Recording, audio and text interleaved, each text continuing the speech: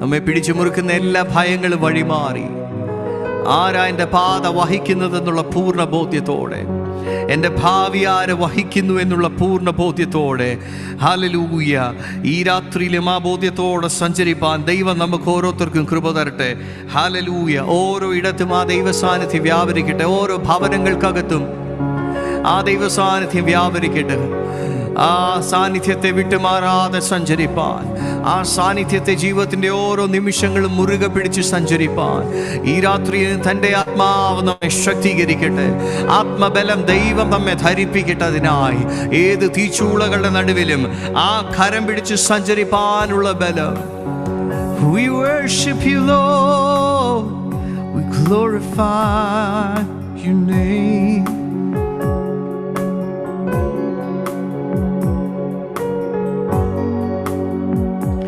പോകയില്ല നാഥ അങ്ങേ വിട്ടു ഞാൻ,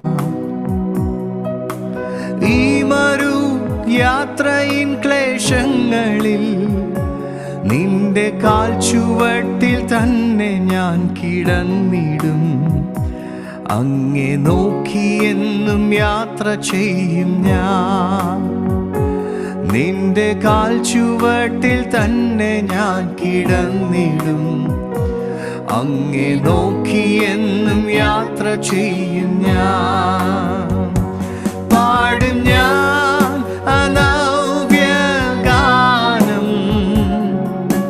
ശോഭയേറും തീരത്തു ഞാൻ പാടുമേ. പാടും ഞാൻ അനവ്യഗാനം, ശുദ്ധരോടൊത്തു ഞാൻ പാടുമേ. ഏഴുമടങ്ങായ ഘോര ചൂളയിൽ ശത്രു എന്നെ ശക്തിയായി തള്ളുമ്പോൾ, നാലാമനായെന്നും അങ്ങേ കാണും ഞാൻ. തീയിൽ കൂടി യാത്ര ചെയ്യും സഖിയാ, നാലാമനായെന്നും അങ്ങേ കാണും ഞാൻ. തീയിൽ കൂടി യാത്ര ചെയ്യും സഖി. വിശ്വാസത്തോടെ ഏറ്റുപാടിക്കേ. പാടും ഞാൻ അനവ്യഗാനം, ശോഭയേറും തീരത്തു ഞാൻ പാടുമേ. പാടും ഞാൻ അനവ്യഗാനം, ശുദ്ധരോടൊത്തു ഞാൻ പാടുമേ. പാടും ഞാൻ അനവ്യഗാനം, ശോഭയേറും തീരത്തു ഞാൻ പാടുമേ. പാടും ഞാൻ അനവ്യഗാനം, ശുദ്ധരോടൊത്തു ഞാൻ പാടുമേ.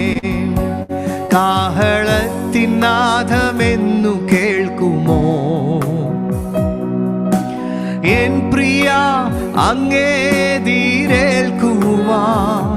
കോമളമാം നിന്റെ മുഖം കണ്ടു ഞാൻ, നിത്യം നിത്യമാനന്ദിക്കുമെന്നും ഞാൻ. കോമളമാം നിന്റെ മുഖം കണ്ടു ഞാൻ, നിത്യം നിത്യമാനന്ദിക്കുമെന്നും ഞാൻ. പാടും ഞാൻ അനവ്യഗാനം, ശോഭയേറും തീരത്തു ഞാൻ പാടുമേ. പാടും ഞാൻ അനവ്യഗാനം, ശുദ്ധരോടൊത്തു ഞാൻ പാടുമേ. പാടും ഞാൻ അനവ്യഗാനം, ശോഭയേറും തീരത്തു ഞാൻ പാടുമേ. പാടും ഞാൻ അനവ്യഗാനം, ശുദ്ധരോടൊത്തു ഞാൻ പാടുമേ. ശുദ്ധരോടൊത്തു ഞാൻ പാടുമേ. ആ ബലമുള്ള കരങ്ങളിൽ പിടിച്ച് ഓരോ നിമിഷവും സഞ്ചരിപ്പാൻ ഈ രാത്രിയിലും ദൈവാത്മാവ് നമ്മെ ശക്തീകരിക്കട്ടെ. തൻ്റെ കരങ്ങളിൽ സമ്പൂർണ്ണമായി നമുക്ക് ഏൽപ്പിച്ചു കൊടുക്കാം. ദൈവം നമ്മെ സഹായിക്കട്ടെ. കർത്താവിന്റെ അതിപരിശുദ്ധമായ നാമം വാഴ്ത്തപ്പെടുമാറാകട്ടെ. ഇന്നത്തെ മീറ്റിംഗിലേക്ക് കടന്നു വന്നിരിക്കുന്ന എല്ലാ പ്രിയപ്പെട്ടവരെയും ക്രിസ്തുയേശുവിന്റെ നാമത്തിൽ സ്നേഹവന്ദനത്തെ അറിയിക്കുകയാണ്. നമ്മൾ ഓരോ ആഴ്ചയിലും അനുഗ്രഹിക്കപ്പെട്ട സാക്ഷ്യങ്ങൾ കേട്ടുകൊണ്ടിരിക്കുകയാണല്ലോ. അവർക്ക് വേണ്ടി നമുക്ക് പ്രാർത്ഥിക്കുവാനൊക്കെയും കർത്താവ് തരുന്ന ഈ അനുഗ്രഹമായ സാവകാശത്തിനായി സ്തോത്രം ചെയ്യുകയാണ്. ഇന്നത്തെ മീറ്റിംഗിലേക്ക് പാസ്റ്റർ ഷിബു തോമസ് ആണ് കടന്നു വരേണ്ടിയിരുന്നതെങ്കിലും ചില സാങ്കേതികമായ ബുദ്ധിമുട്ടുകൾ മൂലം ദേവദാസന് കടന്നു വരുവാൻ കഴിഞ്ഞിട്ടില്ല. ഇന്ന് നമുക്ക് വേണ്ടിയിട്ട് വളരെ അനുഗ്രഹിക്കപ്പെട്ട ഒരു അനുഭവ സാക്ഷ്യവുമായി കടന്നു വന്നിരിക്കുന്നത് സിസ്റ്റർ സുജ നൈനാനാണ്. ആമേൻ.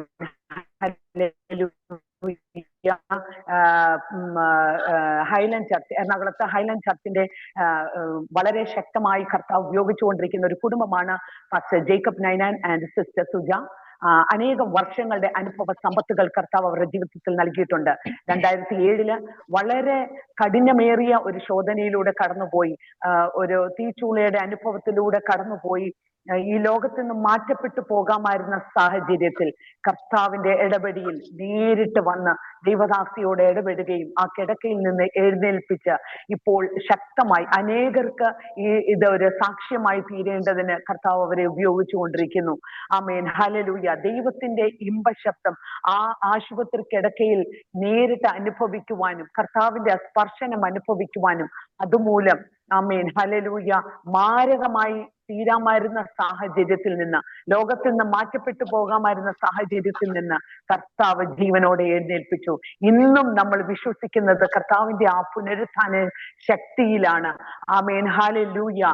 ആമേൻ സ്തോത്രം. നമ്മൾ ആമേൻ നിരാശപ്പെട്ടു പോകുന്ന സാഹചര്യത്തിൽ, നമ്മൾ ഇവിടം കൊണ്ട് തീർന്നു പോകുമോ എന്ന് വിചാരിക്കുന്ന സാഹചര്യത്തിൽ കർത്താവിന്റെ കരം നേരിട്ട് വന്ന് എഴുന്നേൽപ്പിക്കുന്ന അത്ഭുത സാക്ഷ്യമാണ് കർത്താവ് ഇന്ന് നമ്മളെ കേൾപ്പിക്കുവാനായിട്ട് പോകുന്നത്. അത് കൂടാതെ തന്നെ അനേകം അനുഭവങ്ങൾ ആമേൻ സിസ്റ്റർ സുജയ്ക്ക് പറയുവാനുണ്ട്.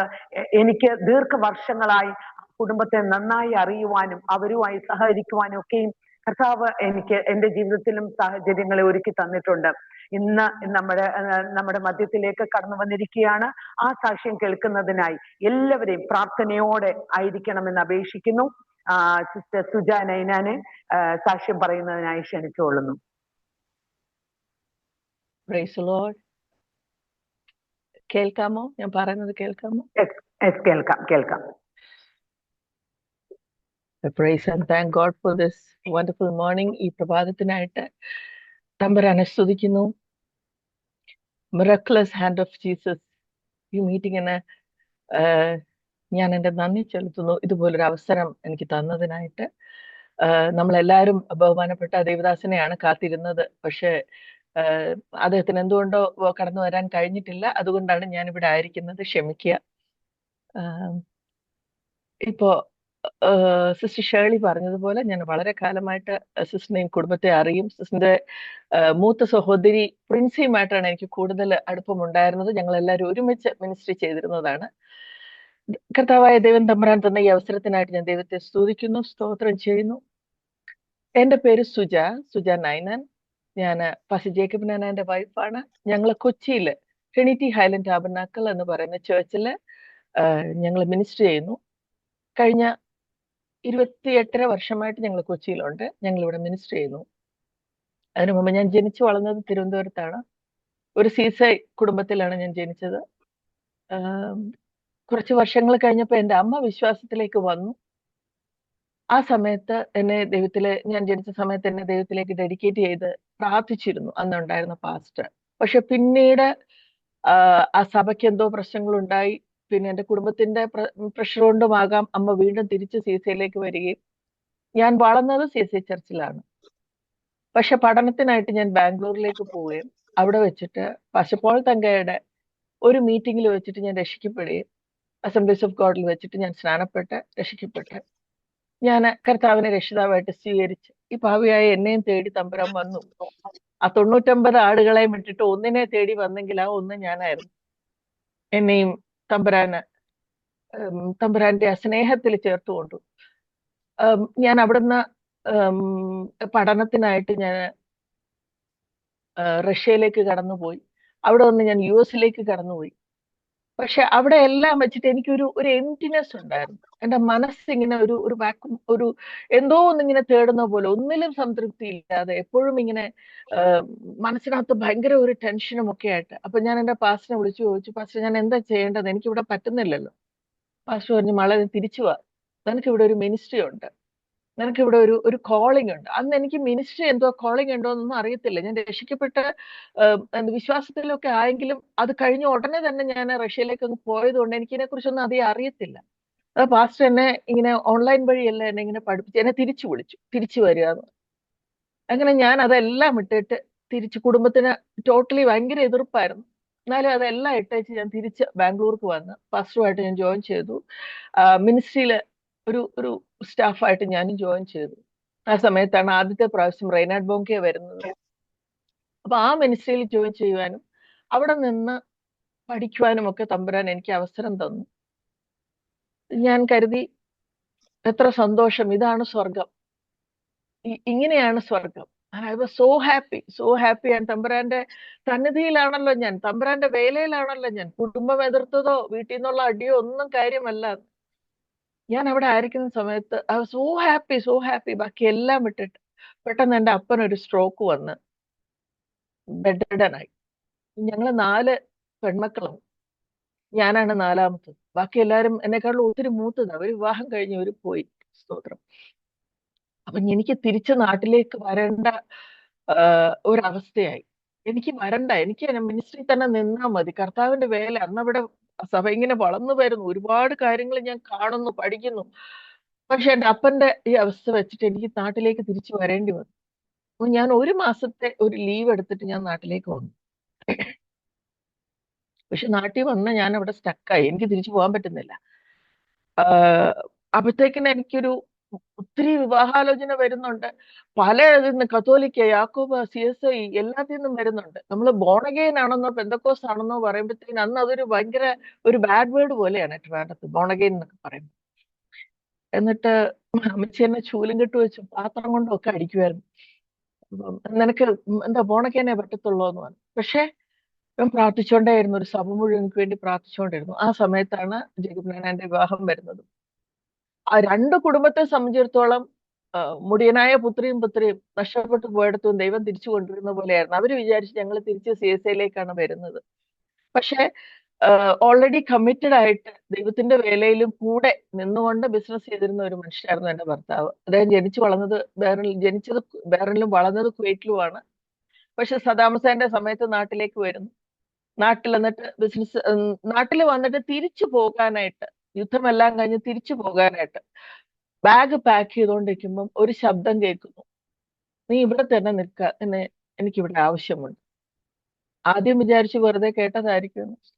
വീണ്ടും 2 ദിവസത്തെ സമയം എടുത്ത് പ്രാർത്ഥിച്ച് വീണ്ടും ബാഗ് പാക്ക് ചെയ്യുന്ന സമയത്ത് വീണ്ടും ആ ശബ്ദം കേൾക്കുന്നു, നീ ഇവിടെ തന്നെ നിൽക്കുക, എനിക്ക് നിന്നെ കൊണ്ട് ആവശ്യമുണ്ട്. അങ്ങനെ 3 പ്രാവശ്യം ശബ്ദം കേട്ട് കഴിഞ്ഞിട്ട് ഈ decide not to go back.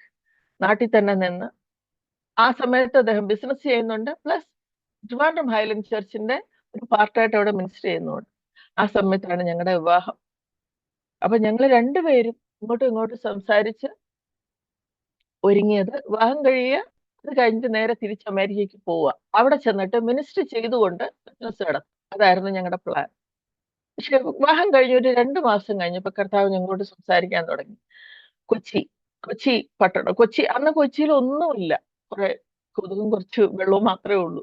പക്ഷെ 30 വർഷം മുമ്പുള്ള കാര്യം, കൊച്ചിയിലേക്ക് വരണമെന്നുള്ള ഒരു തോട്ട് ഞങ്ങളുടെ ഉള്ളിൽ തരികയും മറ്റു ദേവദാസന്മാരോട് ഞങ്ങളോട് സംസാരിക്കുകയും ഞങ്ങൾ ഉപയോഗിച്ച് പ്രാർത്ഥിച്ച് തമ്പുരാൻ അന്നേരം ഞങ്ങളോട് ക്ലിയർ ആയിട്ട് സംസാരിക്കുന്നു, നിങ്ങൾ കൊച്ചിയിലേക്ക് വരിക. അങ്ങനെ ഞങ്ങൾ കൊച്ചിയിൽ വരുന്നു. ഇവിടെ ഒരു ചെറിയ ഒരു മിനിസ്ട്രി പൈനീർ ചെയ്യുന്നു. അന്നേരവും ഞങ്ങളുടെ വിചാരം മിനിസ്ട്രി പൈനീർ ചെയ്യുന്നു, handing it over and going. പക്ഷെ തമ്പുരാൻ ഇവിടെ വന്നു കഴിഞ്ഞപ്പം he asks us to stay back. ഇന്നിപ്പോ 29 വർഷമാകുന്നു ഞങ്ങള് കൊച്ചിയിലായിട്ട്. ഞങ്ങളിവിടെ ആദ്യത്തെ ഒരു ഇംഗ്ലീഷ് സഭ തുടങ്ങാനായിട്ട് തമ്പുരാൻ സഹായിച്ചു. മിനിസ്ട്രി തുടങ്ങി. അതിനിടയ്ക്ക് എനിക്ക് ആദ്യത്തെ കുഞ്ഞാവുന്നു. ആ പ്രഗ്നൻസി തന്നെ ഒരു വെരി ഡിഫിക്കൽട്ട് പ്രഗ്നൻസിയാണ്. ഷേളിക്കൊക്കെ നന്നായിട്ട് അറിയാം. ഞാൻ കൺസീവ് ആയി ഒരു 2-3 months ആയപ്പോ തൊട്ട് ഒരു 2 months ഒക്കെ കഴിയുമ്പോ തൊട്ട് ഭയങ്കര ബ്ലീഡിങ്ങും ഭയങ്കര കൺഫ്യൂഷനും ഒക്കെ ആയിരുന്നു. അപ്പൊ ഹോസ്പിറ്റലിൽ വെച്ചിട്ട് അതിഭയങ്കരമായ ബ്ലീഡിങ് ഉണ്ടാകുകയും അക്കോർഡിംഗ് ടു ദ ഡോക്ടർ, അവർ സ്കാൻ ചെയ്ത ഡോക്ടർ പറഞ്ഞത് you lose the baby, missed abortion. നീ പോലും അറിയാതെ ആ കുഞ്ഞ് നഷ്ടപ്പെട്ടു പോയി. അത് നമുക്കതിനൊരു ഡിയാൻസി ചെയ്യണം, അല്ലെങ്കിൽ വയറിനകത്ത് അത് ഇൻഫെക്ഷൻ ഉണ്ടായി പ്രശ്നങ്ങളുണ്ടാവും. ആ സ്ട്രെച്ചറിൽ നിന്ന്, ഞാനിങ്ങനെ ബ്ലഡൊക്കെ ആയിട്ട് കിടക്കുന്ന സ്ട്രെച്ചറിൽ നിന്ന് കർത്താവ് എന്നോട് സംസാരിച്ചു പോയി. പരിശുദ്ധാത്മാവിന്റെ ഉള്ളിൽ ഇങ്ങനെ തോന്നിയതുപോലെ, എഴുന്നേറ്റ് ഇവിടെ നിന്ന് മാറിപ്പോവുക, എഴുന്നേറ്റ് ഇവിടെ നിന്ന് മാറിപ്പോവുക എന്ന് പറഞ്ഞതുപോലെ ഞാൻ ഒരു ഭയത്തോടു കൂടിയാണെങ്കിലും ഞാൻ അവിടുന്ന് എഴുന്നേറ്റിട്ട് പറഞ്ഞു എനിക്ക് വീട്ടിൽ പോകണം. അന്നേരം അവര് പറഞ്ഞു ഇപ്പൊ പോകാനൊക്കത്തില്ല, ഇവിടെ ഓപ്പറേഷൻ ഉള്ള എല്ലാം റെഡിയാണ്, you need to have a D and C. ഞാൻ പറഞ്ഞു ഇല്ലില്ല, എനിക്ക് ഇപ്പൊ വീട്ടിൽ പോകണം. അപ്പൊ അവരുടെ അടുത്ത് എഴുതി കൊടുത്തിട്ട് ഞാൻ ഇറങ്ങി അവിടെ. ഞാൻ എന്റെ സ്വന്തം ഇഷ്ടപ്രകാരം വീട്ടിൽ പോവാണെന്നും പറഞ്ഞ് ഞാൻ എഴുതി കൊടുത്തിട്ട് ഞാൻ പുറത്തിറങ്ങി. എന്റെ ഹസ്ബൻഡും എന്റെ കൂടെ വന്ന് ഇതൊക്കെ അന്തപ്പെട്ട് നിൽക്കാൻ പറഞ്ഞു എനിക്ക് വീട്ടിൽ പോകണം, കർത്താവ് വീട്ടിൽ പോകാൻ പറയുക. I just reach home. ഒരാഴ്ച that was a very torturous time. കാരണം ഞാൻ വൊമിറ്റ് ചെയ്യുന്നുണ്ട്, ഞാൻ ബ്ലീഡ് ചെയ്യുന്നുണ്ട്, പ്രത്യേക എന്റെ കുഞ്ഞു പോയതിന്റെ വിഷമമുണ്ട്. അന്ന് എന്റെ മദറിലോ എന്റെ കൂടെ ഇരുന്ന് പ്രാർത്ഥിക്കും. അന്നേരം മമ്മി എന്നോട് പറഞ്ഞു ഇല്ല മോളെ, തമ്പുരാൻ തന്നത് തമ്പുരാൻ അങ്ങനെ മാറ്റി കളയത്തില്ല. ആ കുഞ്ഞിനെ ദൈവം തന്നിട്ടുണ്ടെങ്കിൽ ആ കുഞ്ഞ് നിന്റെ കൂടെ തന്നെയുണ്ട്. അപ്പൊ ഞാൻ അന്നേരം മനസ്സിൽ ഓർക്കുന്നു, വിശ്വാസത്തെക്കാട്ടിലും ഭയമാണ് അന്നേരം എന്റെ ഉള്ളിൽ വന്നത്. മമ്മി എന്തോ ഈ പറയുന്നത് ഞാൻ മനസ്സിൽ വിചാരിച്ചു. പക്ഷെ ഞങ്ങളിങ്ങനെ അന്യഭാഷയിലൊക്കെ പ്രാർത്ഥിച്ചിങ്ങനെ ഇരിക്കുവായിരുന്നു. ഒരാഴ്ച കഴിഞ്ഞപ്പോ പിന്നെയും ഭയങ്കരമായിട്ട് ഛർദിലും ബ്ലീഡിങ്ങും. ഞങ്ങൾ വീണ്ടും ഇവിടെ എറണാകുളത്തുള്ള മെഡിക്കൽ ട്രസ്റ്റ് ഹോസ്പിറ്റലിൽ തന്നെ വന്നു. ഡോക്ടർ സരസ്വതിയെ കാണുന്നു. ഡോക്ടർ പറഞ്ഞു എനിക്ക് എന്റെ സംശയമുണ്ട്, ഒരു സ്കാൻ കൂടെ എടുക്കാം. അപ്പം ഞാൻ പറഞ്ഞു ഡോക്ടർ സ്കാൻ ഒരെണ്ണം എടുത്താണല്ലോ, സാരമില്ല ഒരു സ്കാൻ കൂടെ എടുക്കാം. അങ്ങനെ രണ്ടാമത് വീണ്ടും എന്നെ ആ സ്കാനിന്റെ റൂമിൽ കൊണ്ടുപോയി. ആ സ്കാനിന്റെ ആ മെഷീൻ എന്റെ വയറിൽ ഇങ്ങനെ വെക്കുമ്പം എനിക്ക് ആ സ്ക്രീനിൽ കാണാം ഇങ്ങനെ ഇങ്ങനെ ഇങ്ങനെ ഒരു മൂവ്മെന്റ് കാണാം. അപ്പൊ ഞാൻ പറഞ്ഞു അയ്യോ അത് അനങ്ങുന്നുണ്ടല്ലോ എന്ന് പറയുമ്പോ അവര് പറഞ്ഞു ഇല്ലല്ല തിരിഞ്ഞു കിടക്കും. എന്നിട്ട് അവർ വീണ്ടും ചെക്ക് ചെയ്തു. എന്നിട്ട് എന്നെ ഡോക്ടറെ അടുത്തേക്ക് വിട്ടു. അന്നേരം കിട്ടിയ റിപ്പോർട്ട് 7 week ലൈഫ് ഫീറ്റസ്, ഒരു കുഴപ്പവുമില്ലാത്ത പൂർണ്ണ ആരോഗ്യമുള്ള ഒരു കുഞ്ഞ് എന്റെ വയറ്റില്. അപ്പൊ ഞാൻ ഡോക്ടറോട് ചോദിച്ചത് എങ്ങനെയാ പറഞ്ഞ അറിയത്തില്ല, മെഷീൻ എന്തെങ്കിലും കുഴപ്പമുണ്ടായിരുന്നിരിക്കും. പക്ഷെ ഞാൻ പറഞ്ഞത് മെഷീന് കുഴപ്പമുണ്ടായതല്ല, എന്റെ യേശു ക്രിസ്തു ആ കുഞ്ഞിനെ എനിക്ക് തിരികെ തന്നതാ, നഷ്ടപ്പെട്ടു പോയ കുഞ്ഞിനെ തിരികെ തന്നതാ. അതിന്റെ എല്ലാ റിപ്പോർട്ടും എന്റെ കയ്യിൽ ഇപ്പോഴും ഉണ്ട്. 2 റിപ്പോർട്ടും ഒരാഴ്ചക്കകത്ത് കുഞ്ഞ് നഷ്ടപ്പെട്ട് എംറ്റി സാക്ക്, എന്റെ യൂട്രസ് ഒഴിഞ്ഞ ഒരു യൂട്രസ് ആണെന്ന് പറഞ്ഞ ഒരു റിപ്പോർട്ടും 7 ദിവസം കഴിഞ്ഞപ്പോ 7 week ലൈഫ് ഫീറ്റസ് എന്ന് പറഞ്ഞിട്ട് തന്ന അടുത്ത റിപ്പോർട്ടും എന്റെ കയ്യിലുണ്ട്. ആ മകന് ഇപ്പൊ 26 വയസ്സുണ്ട്, ഞങ്ങളുടെ കൂടെയുണ്ട്. എന്റെ മകൾ അവള് ബാംഗ്ലൂരിൽ പഠിക്കുന്നു. ഞങ്ങള് ആ സമയത്ത് അത് കഴിഞ്ഞ് ഞങ്ങൾ ഇങ്ങനെ കർത്താവിനെ സ്തുതിച്ചുകൊണ്ട്, കാരണം മരണത്തിൽ നിന്ന് എന്റെ മകനെ എനിക്ക് തിരിച്ചു തന്ന ആ കർത്താവിനെ സ്തുതിച്ചുകൊണ്ട് ഞങ്ങൾ വളരെ സന്തോഷത്തോടു കൂടി ഞങ്ങള് മിനിസ്ട്രി നടത്തുകയാണ്. സഭ വളരുന്നു. എനിക്ക് പിന്നെ രണ്ടാമതൊരു മകളുണ്ടായി. അത് 2004 ഒരു 2006 ഒക്കെ ആവുമ്പോ പക്ഷെ പോൾത്തങ്ക കൊച്ചിയിലേക്ക് വരികയും ഇവിടെ അദ്ദേഹത്തിന് കുറച്ച് ഷൂട്ടിങ്ങും കാര്യങ്ങളും ഒക്കെ ഉണ്ടായിരുന്നു. അപ്പൊ ഞാൻ അദ്ദേഹത്തെ ഷൂട്ടിങ്ങിനൊക്കെ ഒരുപാട് ഹെൽപ്പ് ചെയ്യുന്നുണ്ട്, ഓടി നടക്കുന്നുണ്ട്.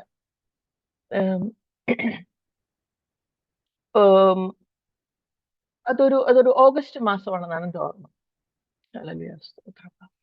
ആ സമയത്ത് ഞാൻ എന്നെ കുറിച്ച് ശ്രദ്ധിക്കുന്നേ ഇല്ല. മാസങ്ങളായിട്ട് ഞാൻ ഈ ഷൂട്ടിങ്ങിന്റെ കാര്യത്തിന് ഓടി നടക്കുന്നുണ്ട്. അത് കൂടാതെ അന്ന് ഞങ്ങൾ ഇവിടെ ഒരു ക്രൂസൈഡ് വെച്ചു. ഇവിടുത്തെ ടൗൺ ഹാൾ വെച്ചിട്ട് ഒരു ക്രൂസൈഡ് വെക്കുന്നു അദ്ദേഹത്തിന്റെ, ഒരു ചെറിയ ഒരു മിനി ക്രൂസൈഡ് പോലെ. അപ്പൊ അതിന്റെ കാര്യത്തിനായിട്ട് എല്ലാം ഓടി നടക്കുന്നു. ക്രൂസൈഡ് വൈകുന്നേരം കഴിഞ്ഞു. അന്ന് രാത്രിയിൽ അദ്ദേഹം തിരിച്ചുപോയി. ആ പ്രഭാതത്തിലാണോ ആ രാത്രിയിലാണോ പ്രഭാതത്തിലാണോ ഞാൻ ഒരു ഒരു ഒരു ലംബ് എന്റെ ശരീരത്തിൽ ഞാൻ കാണുന്നുണ്ട്. ഞാൻ കുളിച്ചോണ്ടിരിക്കുമ്പോ എന്റെ കൈ ഇങ്ങനെ തട്ടിയിട്ട് ഞാൻ എന്റെ നെഞ്ചിൽ ഒരു ഒരു ഒരു മുഴ എനിക്ക് ഫീൽ ചെയ്യും. പെട്ടെന്ന് ഞാൻ ഒന്ന് അത് ഷേക്ക്, കാരണം എന്റെ കുടുംബത്തില് പലർക്കും ഇങ്ങനെ 4-5 പേർക്കായിട്ട് ക്യാൻസർ ഉണ്ടായിരുന്നു. പെട്ടെന്ന് ആ തോട്ടാണ് ശത്രു എന്റെ ഉള്ളിലോട്ട് കൊണ്ടുവന്നത്.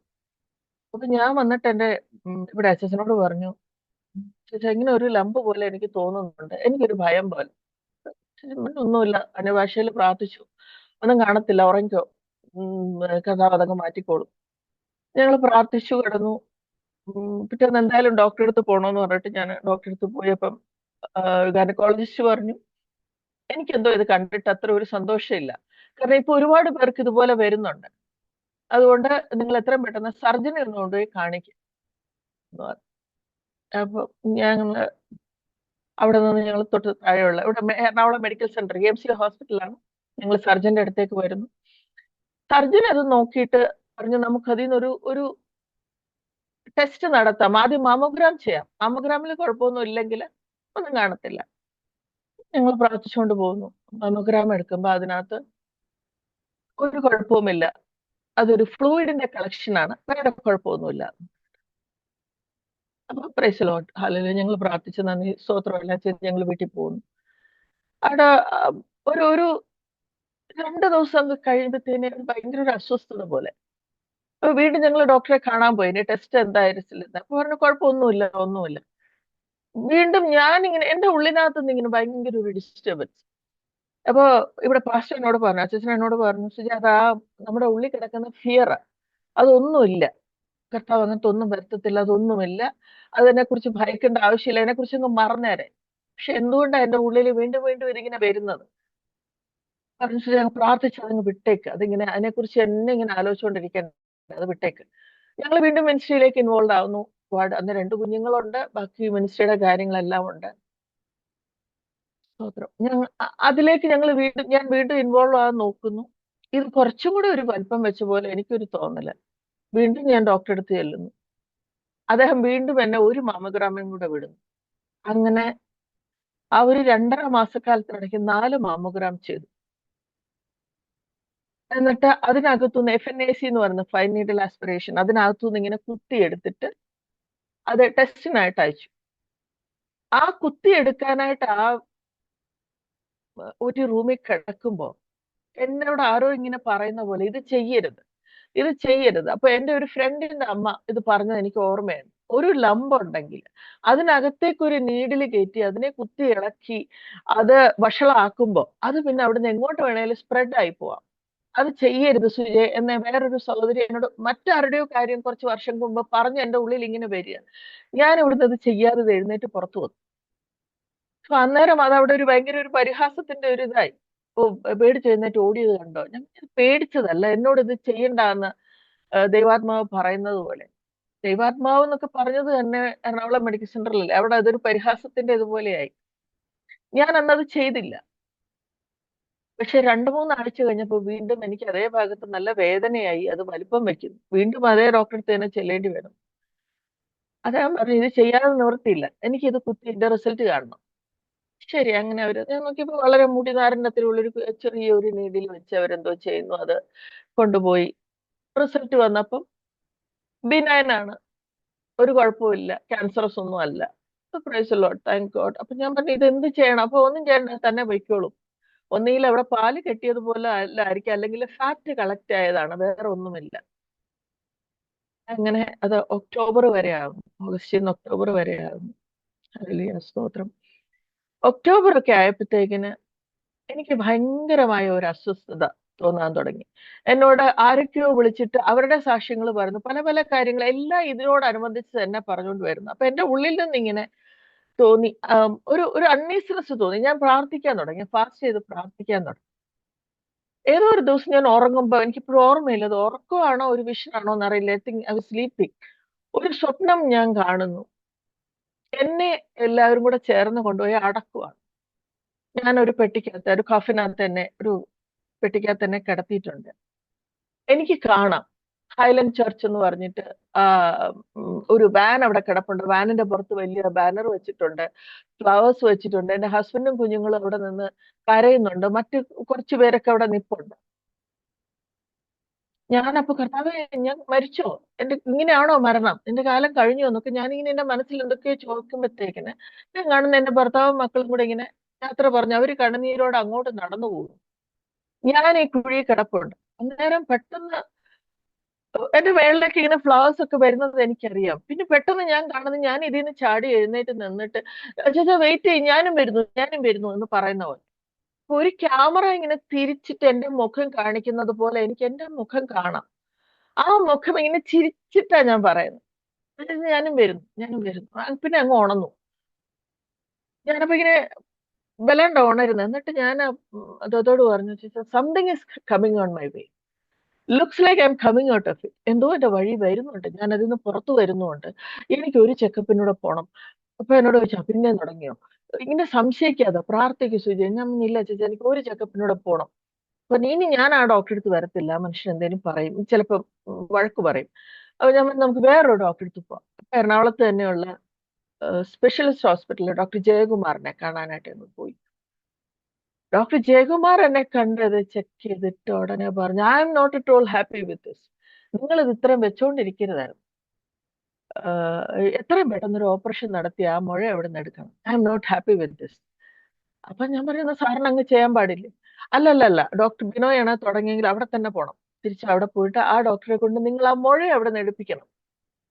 അദ്ദേഹം അന്ന് പറഞ്ഞ വാക്കുകൾ അവിടെ ഇരുന്ന ഒരു ടേബിൾ വെയിറ്റ് എടുത്ത്, പേപ്പർ വെയിറ്റ് എടുത്ത് എന്നെ കാണിച്ചിട്ട് പറഞ്ഞു, ഇതിപ്പോ ഒരു ഓറഞ്ച് ആണെങ്കിൽ ഇവിടെയാണ് അതിനൊരു കേടുണ്ടെങ്കിൽ നമ്മൾ ഇവിടുന്ന് കുത്തി എടുത്തിട്ടൊന്നും ഒരു കാര്യവുമില്ല.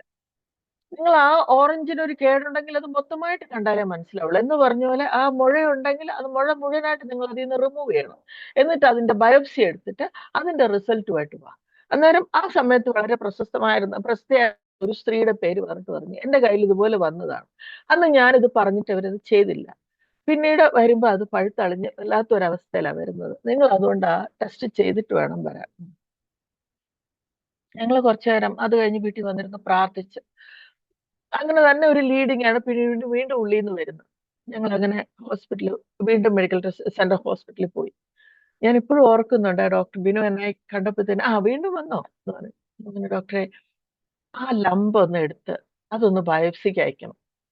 അപ്പൊ ഡോക്ടേഴ്സിനോട് അങ്ങോട്ട് പോയിട്ട് നമ്മൾ സജസ്റ്റ് ചെയ്യുമ്പോൾ അവർക്കത് അത്ര ഒരു ഹാപ്പി ആയിട്ട് തോന്നുമെന്ന് എനിക്കറിയത്തില്ല. അപ്പൊ അവര് പറഞ്ഞു, ഇപ്പൊ എന്നോട് ഇങ്ങോട്ടാണോ, ഇപ്പൊ ഡോക്ടറൊക്കെ ആയി. ഞാൻ പറഞ്ഞു, അങ്ങനെയല്ല സാറേ, എനിക്കതൊരു അൺഈസിനെസ് ഉണ്ട്, അതുകൊണ്ട് ആ ലംബ് എടുത്തിട്ട് അതങ്ങ് ബയോപ്സിക്ക് അയക്കാം. അപ്പൊ ശരി, അതൊരു നല്ല കാര്യം, നമുക്ക് അതങ്ങ് എടുക്കാം. അതെന്തായാലും ഇപ്പോഴും അവിടെ തന്നെ ഇരിക്കുകയല്ലേ. ആ ഒരു ഡിസംബർ ഒക്കെ കഴിയട്ടെ, തിരക്കൊക്കെ കഴിഞ്ഞിട്ട് നമുക്ക് പതുക്കെ അത് എടുക്കാം. അപ്പൊ ഞാൻ പറഞ്ഞില്ല സാറേ, എനിക്ക് ഇപ്പൊ എടുക്കണം. അദ്ദേഹം അപ്പൊ ഫയൽ ഇങ്ങനെ മേശയിലേക്ക് ഇട്ടിട്ട് പറഞ്ഞു, അങ്ങനെ വന്ന് നിങ്ങൾ അഡമന്റ് ആയിട്ട് പറഞ്ഞാൽ എങ്ങനെ, ഞങ്ങളല്ലേ തീരുമാനിക്കണ്ടേ. ഞാൻ പറഞ്ഞു, സാർ പേടിച്ചിട്ട് ദയവേത് ഒന്ന് ഹെൽപ്പ് ചെയ്യണം. കുറച്ചു നേരം എന്റെ മുഖത്തേക്ക് നോക്കിയിട്ട് പറഞ്ഞു, ഓക്കെ എന്നാ പിന്നെ നാളെ തന്നെ വാ, അത്രയ്ക്ക് അഡമന്റ് ആണെങ്കിൽ നാളെ തന്നെ എന്നാ അങ്ങ് ചെയ്തേക്കാം. ഓക്കെ. അദ്ദേഹം ഇറിറ്റേറ്റഡ് ആയിട്ടാണ് പറഞ്ഞതെങ്കിലും അത് തമ്പ്രാന്റെ ഒരു ഒരു പദ്ധതിയായിരുന്നു എന്നുള്ളത് പിന്നീട് നമുക്ക് മനസ്സിലായത്. അടുത്ത ദിവസം ഞാൻ ചെല്ലുന്നു, ഈ ലംബ് എടുത്ത് സെൻഡ് ഇറ്റ് ഫോർ ബയോപ്സി. കുറെ നാളുകൾക്ക് ശേഷം അടുത്ത ഒരു സർജറിയുടെ സമയത്ത് എന്റെ കൂടെ ഉണ്ടായിരുന്ന ആ നേഴ്സ് പറഞ്ഞു, അന്നത്തെ ആദ്യത്തെ ആ സർജറിക്ക് ഞാനായിരുന്നു അവിടെ ഉണ്ടായിരുന്നത്. അത് തുറക്കുമ്പോൾ തന്നെ ഞങ്ങൾ കണ്ടിരുന്നു അതിനകത്ത് മുഴുവൻ കുത്തുകൾ പോലെ. അപ്പോഴേ ഡോക്ടർ പറഞ്ഞു, അയ്യോ ഇത് ക്യാൻസർ ആണല്ലോ എന്ന് പറഞ്ഞിരുന്നു. എന്തായാലും ഇത് അയക്കുന്നു. ഒരു 9 ദിവസം കഴിഞ്ഞിട്ടാണ് ഇതിന്റെ റിപ്പോർട്ട് വരുന്നത്. കാരണം അത് പൂനെയിൽ അവിടെ ഇവിടെ കൊടുത്തിട്ട് വേണം ഇതിന്റെ റിപ്പോർട്ട് വരാൻ. സ്തോത്രം. ഞങ്ങൾ അന്ന് അവിടെ റിപ്പോർട്ട് മേടിക്കാൻ ചെല്ലുമ്പോൾ ഡോക്ടർ അന്ന് ഒരു സർജറിക്ക് കയറിയിട്ട് അദ്ദേഹം വളരെ ലേറ്റ് ആണ്. ഞങ്ങൾ അവിടെ ഒരു കുറെ നേരം, ഏകദേശം ഒരു മണിക്കൂറോളം ഞങ്ങൾക്ക് കാത്തിരിക്കേണ്ടി വന്നു പുറത്ത് തന്നെ. അപ്പൊ ഉച്ചയാണ്. ആ ചൂട് കൊണ്ട് എന്റെ ഹസ്ബൻഡും എന്റെ മകനെ സ്കൂളിൽ നിന്ന് വിളിച്ചിട്ടാണ് വരുന്നത്. അന്ന് അവന് UKG പഠിക്കുക. അവനെ വിളിച്ചിട്ട് വരുന്നവൻ, അവർ രണ്ടുപേരും അവിടെ നിന്ന് ഇങ്ങനെ മയങ്ങി പോകുന്നു. ഞാനിങ്ങനെ അതിലിങ്ങനെ നടന്ന് എന്റെ ഉള്ളിനകത്തൊരു ടെൻഷനുണ്ട്. ഒരു അകത്തുനിന്ന് ഇങ്ങനെ ആരോ സംസാരിക്കുന്നു. അപ്പൊ ഞാനിങ്ങനെ അതിലിങ്ങനെ നടന്നിട്ട് അന്യഭാഷയിൽ ഇങ്ങനെ പ്രാർത്ഥിച്ചുകൊണ്ട് നടക്കുക. Just binding it. എന്നെ ഒരു ഫിയർ പോലെ വരുന്നതിനെ ഓടിക്കാൻ നോക്കുന്നു. എന്തൊക്കെയോ ചെയ്തുകൊണ്ട് ഞാൻ നടക്കുന്നു. പെട്ടെന്ന് ഞാനൊരു പാട്ട് പോലെ ഇങ്ങനെ കേൾക്കുന്നുണ്ട്. അപ്പൊ ഞാൻ ഇവിടെ ആരാ ക്രിസ്ത്യൻ സോങ് പാടാൻ. അപ്പൊ എന്റെ ഉള്ളിൽ ഇങ്ങനെ rejoice in the Lord again and I say rejoice in the Lord, Philippines 4:4 ഇങ്ങനെ 4:4 ഇങ്ങനെ പിന്നെയും പറയുന്നുണ്ട്, rejoice in the Lord again I say rejoice in the Lord. അപ്പൊ ഞാൻ ആ പാട്ട് തന്നെ പാടിക്കൊണ്ട് ഇങ്ങനെ അതിൽ കൂടെ നടന്നിട്ട് ഇങ്ങനെ പതുക്കെ നടന്നിട്ട് ടെൻസിൽ ഇങ്ങനെ പ്രാർത്ഥിച്ചുകൊണ്ട് നടക്കുമ്പോ പെട്ടെന്ന് എന്റെ ഉള്ളിലേക്ക് ഒരു ഫിയർ ഇങ്ങനെ വന്നിട്ട്, I could almost feel that somebody there. അതുപോലെ ഒരു ഫിയർ പോലെ വന്നിട്ട് Suja, this report is going to be bad. നിനക്കൊരു വളരെ മോശമായ ഒരു റിപ്പോർട്ടാണ് വരാൻ പോണത്. You finished, you finish. എന്റെ ഇവിടെ ഒരു കസേര ഇട്ടിട്ട് ആരോ ഇങ്ങനെ ഒരു സ്റ്റൂൾ ഇട്ട് പറയുന്ന പോലെ ഞാനിങ്ങനെ തട്ടുന്നുണ്ട്. അത്രത്തോളം എനിക്കറിയാം, എന്റെ ചെവിയുടെ അടുത്ത് ആരോ ഉള്ള പോലെ. ഞാനിങ്ങനെ ശക്തമായിട്ട് അന്യഭാഷയിൽ പ്രാർത്ഥിക്കാൻ ശ്രമിക്കുന്നുണ്ട്, എന്നെ വേർക്കുന്നുണ്ട്. വീണ്ടും വീണ്ടും എനിക്കിങ്ങനെ കേൾക്കാം, Suja, you finished, your report is very bad, you finish, the time is over. അങ്ങനെ എന്തൊക്കെയോ പറയുന്ന പോലെ, എന്റെ ഉള്ളിൽ ഇങ്ങനെ പറഞ്ഞു ഉറപ്പിക്കുന്ന പോലെയാണ് ഞാനിത് കേൾക്കുന്നത്. ഞാൻ അന്നേരം അടുത്ത് വന്ന് ആ കസേര വന്നിരുന്നിട്ട് ഞാൻ അച്ഛനോട് പറഞ്ഞു, "സിസ്റ്റർ, പ്രാർത്ഥിക്കുക, എനിക്കൊരു അൺഈസിനെസ്." Just prayed. അത് കഴിഞ്ഞപ്പം ഡോക്ടർ വന്നു. ഡോക്ടർ വന്നിട്ട് അദ്ദേഹം ഫയൽ ഇങ്ങനെ തുറന്നിട്ട് ഇങ്ങനെ ഇരുന്നിട്ട്, I am sorry, I am sorry, I am sorry. കാരണം 3-3.5 മാസം അപ്പത്തേന് ലേറ്റ് ആയി. അപ്പൊ ഞാൻ അങ്ങോട്ട് ചോദിക്കുകയാണ്, ദ റിപ്പോർട്ട് ഇസ് ബാഡ് അല്ലേ? അതെ, yes, you are having cancer. അതൊരു വളരെ അഗ്രസീവ് ആയിട്ടുള്ള ഒരു സെല്ലാണ്. ഹലോ, ഇത് കേൾക്കാമോ? കേൾക്കാം, ഓക്കെ. അതൊരു വളരെ അഗ്രസീവ് ആയിട്ടുള്ള ഒരു സെല്ലാണ്. എത്രയും പെട്ടെന്ന് ഒരു സർജറി നടത്തി നമുക്ക് ആ പാർട്ട് തന്നെ റിമൂവ് ചെയ്യണം. അത് അല്ലെങ്കിൽ അതിനി പടരാനുള്ള സാധ്യതയുണ്ട്. ഇത് പെട്ടെന്ന് പടരുന്ന ഒരു തരം സെല്ലാണ്. ക്യാൻസറിന് പലതരം സെല്ലുകളുണ്ട്, അതിൽ വളരെ പെട്ടെന്ന് പടരുന്ന ഒരു തരം സെല്ലാണ്. അപ്പൊ ഞാൻ ഇതിനോടകം എന്താ ചെയ്യുന്നതെന്ന് വെച്ചാൽ, വീട്ടിലിരുന്നിട്ട് നെറ്റിനകത്ത് നോക്കിയിട്ട് എന്താണ് കീമോതെറാപ്പി, എന്താണ് റേഡിയേഷൻ, എങ്ങനെയാണ് മാസ്റ്റക്ടമി, ആ ഒരു ഭാഗം റിമൂവ് ചെയ്യുന്നെങ്കിൽ ഇതെല്ലാം മെഡിക്കലി പഠിച്ച്, ഡോക്ടർമാർ പഠിക്കുന്നത് പോലെ പഠിച്ച് നെഗറ്റീവ് ആയിട്ടുള്ളതെല്ലാം എന്റെ തലയിൽ കയറ്റി വെച്ചിരിക്കുകയാണ്. ഇൻസ്റ്റെഡ് ഓഫ് പ്രേയിങ്, വചനം വെച്ച് പ്രാർത്ഥിച്ച് ഇതിനെ ജയിച്ചെടുക്കുന്നതിന് പകരം, ഞാൻ അന്ന് എന്റെ ഭയത്തില് അന്ന് ഞാൻ ചെയ്തിരുന്നത് ഇത് മുഴുവൻ വേണ്ടാത്തതെല്ലാം എന്റെ ഉള്ളിൽ ഫീഡ് ചെയ്ത് നെഗറ്റീവ് ഫില്ല് ചെയ്തിരിക്കുകയാണ്. അപ്പോ ഡോക്ടർ ഇത് പറഞ്ഞോളെ ഞാൻ അങ്ങോട്ടാണ് ചോദിക്കുന്നത്, അപ്പൊ കീമോതെറാപ്പി ഉണ്ടോ? ഓ, അത് കഴിഞ്ഞ റേഡിയേഷൻ ആണോ? എന്നാ പിന്നെ അതങ്ങ് റിമൂവ് ചെയ്യില്ലേ? അപ്പം എന്താ മാസ്റ്റക്ടമി ആണോ? എങ്ങനെയാന്ന് ഞങ്ങൾ ഇതെല്ലാം സംസാരിക്കുന്നതിന്റെ ഇടയ്ക്ക് ഞാൻ നോക്കുമ്പോ അച്ഛൻ ഇങ്ങനെ അന്തം വിട്ടിരിക്കുവാണ്. He couldn't believe it, he just did not accept it, that ഇത് വരും എന്നുള്ളത്. ഞങ്ങൾക്ക് അദ്ദേഹത്തെ പറഞ്ഞ് ബോധ്യപ്പെടുത്തി. അപ്പൊ പറഞ്ഞു, ഇപ്പൊ തന്നെ പോയിട്ട് ഒരു റൂം ബുക്ക് ചെയ്യണം. അദ്ദേഹം അങ്ങനെ റൂമെല്ലാം ബുക്ക് ചെയ്യാൻ പോകുന്നു. ഞാൻ തിരിച്ചു വന്നിട്ട് എന്റെ മകനെ കാണുമ്പോഴാണ് പെട്ടെന്ന് ഒരു ഒരു റിയാലിറ്റി. ഞാൻ എന്താ ഈ സംസാരിച്ചുകൊണ്ടിരുന്നത്? എന്റെ വായും കൊണ്ട് ഞാൻ എന്തോ ക്ലെയിം ചെയ്തുകൊണ്ടിരുന്നത്.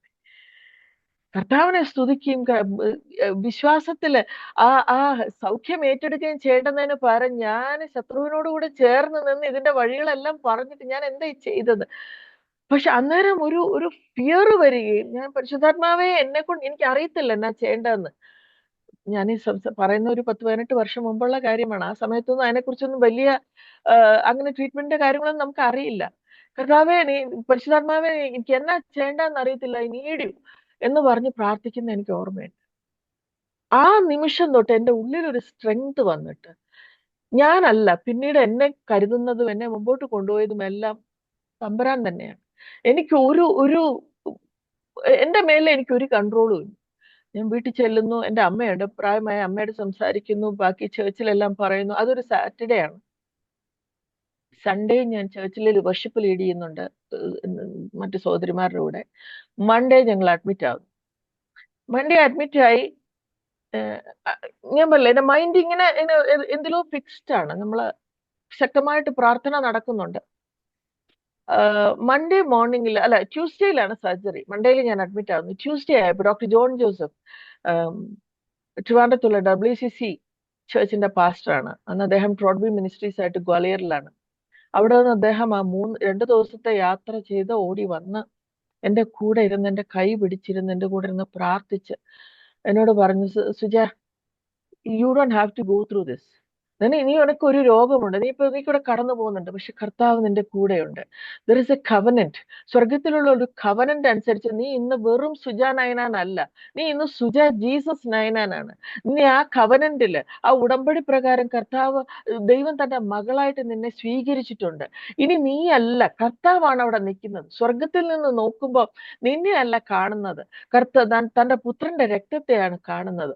ഇനിമേല നിന്റെ പേര് സുജ നയനാൻ എന്നല്ല, സുജ ജീസസ് ജീസസ് 99 എന്നാണ് എന്നൊക്കെ പറഞ്ഞ് എൻ്റെ കൂടെ ഇരുന്ന് പ്രാർത്ഥിച്ച്, ഒരു സൈഡിൽ എൻ്റെ ഭർത്താവ്, ഒരു സൈഡിൽ ഇദ്ദേഹം, രണ്ടുപേരും എൻ്റെ കൂടെ ഇരുന്ന് പ്രാർത്ഥിച്ച് ആ കവനന്റ് ഒന്നേന്ന് എന്നെ കൊണ്ട് കൊണ്ട് ഏറ്റു പറഞ്ഞു പുതുക്കി, നീ ഒന്നും കൊണ്ട് ഭയപ്പെടേണ്ട, നിന്റെ മേൽ സ്വർഗത്തിൽ നിന്നുള്ള ആ ശക്തി നിന്റെ മേലെ ഉണ്ട്, ഇതെല്ലാം പറഞ്ഞ് പ്രാർത്ഥിച്ച് അന്നേരം നമുക്ക് ഭയങ്കര ഒരു സന്തോഷം. കാരണം ഈ ഏഞ്ചൽസ് ആ റൂം മൊത്തം ഉണ്ടെന്ന് നമുക്കറിയാം.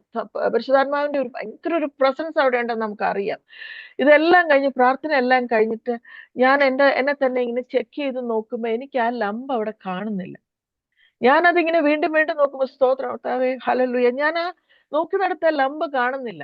ഞങ്ങൾ എവിടെ നിന്നുണ്ട് ഹാലലുയ്യ, ലംബ് പോയി എന്നൊക്കെ പറഞ്ഞ് പ്രൈസ് ലോർഡും പറഞ്ഞിട്ട്, അപ്പത്തേക്കിന് എന്താണ്, നേഴ്സസ് അവിടെ ഓൾറെഡി വന്ന് നിപ്പുണ്ട് എന്നെ സർജറി റൂമിലേക്ക് കൊണ്ടുപോകാൻ.